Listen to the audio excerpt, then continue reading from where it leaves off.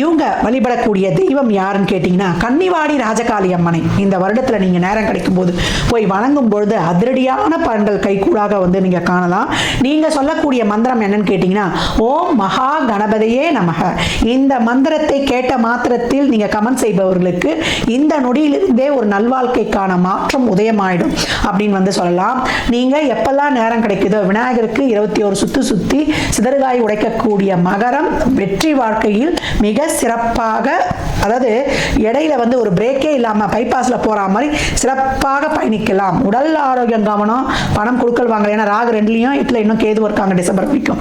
அதுல மட்டும் ஒரு அறியாத தெரியாத விஷயங்களை ஒரு அந்நியர்களை வந்து ஒரு தேவையில்லாம ஒரு ஆசை வார்த்தை காட்டுறவங்கள நம்பி அதுல மட்டும் கொஞ்சம் கவனமாக ஏமாந்து போகாம மற்றபடியா ஒரு விழிப்புணர்வா ஒரு வந்து ஒரு அதிகவனமா ஒரு சொல்ல ஒரு செயலை பார்த்து பார்த்து முடிவெடுத்து, அப்படி இல்லை ஒரு டவுட் இருந்தா பெரியவருடைய ஆலோசனை எல்லாருமே கேட்கணும்.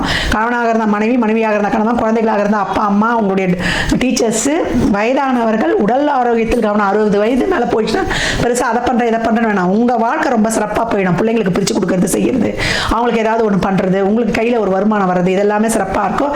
இருக்கக்கூடிய உடல் ஆரோக்கியத்தையும் உணவு பழக்க வழக்கத்தையும் முறைப்படுத்தி உங்கள் வாழ்க்கையை வந்து சிறப்பாக அமைத்துக் கொள்ளலாம்.